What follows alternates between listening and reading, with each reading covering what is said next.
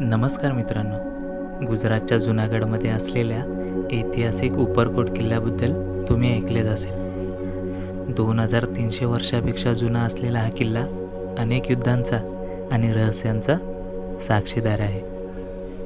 पण या किल्ल्यात दोन अशा गोष्टी आहेत ज्याच्याबद्दल जुनागडमध्ये एक म्हण प्रसिद्ध आहे। अडीकडी वाव ने नवगण कुओ, जेने न जोयम ते जीवतो मोह। म्हणजेच ज्याने आपल्या आयुष्यात अडीकडी वाव आणि नवगण विहीर पाहिली नाही त्याचे जगणे व्यर्थ आहे। आज आपण याच दोन चमत्कारी आणि रहस्यमय वास्तूंचा इतिहास जाणून घेणार आहोत। चला तर मग आजच्या या व्हिडिओला सुरुवात करूया। मित्रांनो, सगळ्यात आधी आपण पाहूया अडीकडी वाव।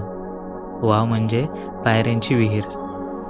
ही विहीर इतर विहिरींसारखी विटा किंवा दगड एकावर एक रचून बांधलेली नाही, तर एकाच अवाढव्य खडकाला आतून करून तयार करण्यात आली आहे।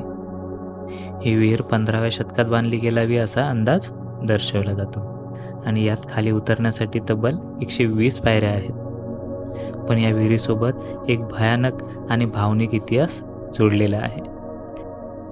असं म्हटलं जातं की जेव्हा हा खडक कोरून विहीर तयार केली गेली तेव्हा त्यात पाणीच लागत नव्हतं। राजाच्या शाही ज्योतिषाने सांगितलं की जर 2 अविवाहित मुलींचा इथे बळी दिला तरच विहिरीला पाणी लागेल। त्यानुसार अडी आणि कडी नावाच्या 2 दासींच्या मुलींनी या विहिरीसाठी स्वतःचे प्राण अर्पण केले आणि आश्चर्य म्हणजे त्यानंतर विहिरीला पाणी लागलं। आज त्यांच्या स्मरणार्थ या विहिरीला अडीकडी वाव म्हटलं जातं आणि लोक आजही तिथे श्रद्धेने कपडे आणि बांगड्या अर्पण करतात। चला आता वळूया दुसऱ्या आश्चर्याकडे, ज्याचं नाव आहे नवगण कुवा। हा कुवा म्हणजे विहीर अडीकडी वावपेक्षाही जुनी आहे। साधारण 11व्या शतकात चुडासमा राजा रा नवगण यांच्या काळात ही विहीर बांधली गेली असं सांगण्यात येतं।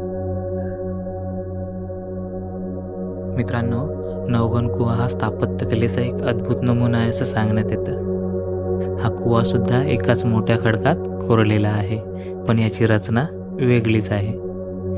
विहिरीच्या मुख्य तळापर्यंत पोहोचण्यासाठी विहिरीच्या आजूबाजूने वर्तुळाकार पायऱ्या बनवण्यात आल्या आहेत। विहिरीच्या आत उजेड आणि हवा यावी म्हणून खडकाला जागोजागी खिडक्यांसारखी छिद्र पाडण्यात आली आहेत। शत्रूच्या वेढ्यादरम्यान किल्ल्यातील सैन्याला पाण्याचा तुटवडा भासू नये म्हणून ही विहीर सुमारे 52 मीटर खोल खणण्यात आली आहे। खाली उतरताना आजूबाजूला पाहिलं की प्राचीन काळातील अभियंत्याच्या कौशल्याचे आश्चर्य वाटल्याशिवाय राहत नाही। मित्रांनो, आधुनिक मशिनरी नसताना केवळ छिन्नी आणि हातोड्याच्या जोरावर एवढा अथांग खडकांना चिरून अशा वास्तू तयार करणे ही खरोखरच अद्भुत गोष्ट आहे। म्हणूनच आज शेकडो वर्षानंतरही अडीकडी वाव आणि नवगण कुवा पाहण्यासाठी देशभरातून पर्यटक इथे येतात। तुम्हाला या दोन्हीपैकी कोणती वास्तू सर्वात जास्त आवडली आणि तिचे रहस्य कसे वाटले हे आम्हाला कमेंट करून नक्की सांगा। व्हिडिओ आवडला असेल तर लाईक करा, शेअर करा आणि आमच्या चॅनलला सबस्क्राईब करायला विसरू नका। भेटूया अशाच एका नवीन ऐतिहासिक व्हिडिओमध्ये। तोपर्यंत धन्यवाद।